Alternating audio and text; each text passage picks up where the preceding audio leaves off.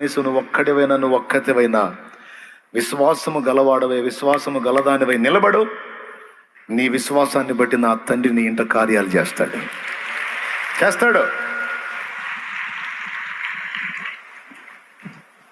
నా ఫ్యామిలీలో పట్టబడింది నేనేనండి. ఫస్ట్ ఈ 2 విషయాల్లో నేను పూనుకున్నా, నా దేవుడు సహాయం చేశాడు.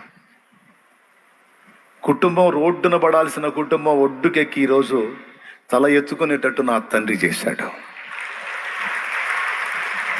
నా తమ్ముడా, కుటుంబంలో అందరూ పనికిమాలినోళ్ళు అయితే ఎట్ట తమ్ముడా, అందరూ భక్తిహీనులు అయితే ఎట్ట తమ్ముడా, నువ్వు కూడా ఆళ్ళ జాతోడు అయితే ఎట్లా?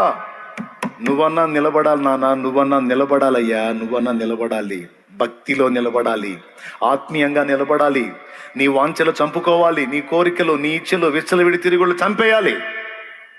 నా కుటుంబం కోసం, నా కుటుంబ క్షేమం కోసం నా ఆనందాలన్నీ నేను కాల్ చేసుకుంటాను, నా ఇచ్చలన్నీ నేను చంపేసుకుంటాను. నా ఇంటి వారి రక్షణ కోసం నా తండ్రికి నేను ప్రార్థన చేయటమే కాదు, నేను త్యాగం చేస్తాను అని నడుంగట్టు నీ ఇల్లు ఒడ్డుకొచ్చిందంతే యేసునామం.